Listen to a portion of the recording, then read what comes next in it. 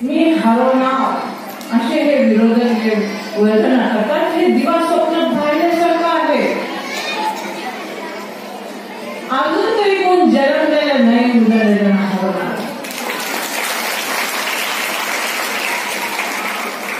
कारण की त्यांची उंची, कामाची पद्धत लोकांच्या हृदय त्या सिंहासनावर जे विराजमान झालेले उजळलेले त्यांचं स्थान हे एवढं भक्कम आहे की डोळे झाकून त्यांचा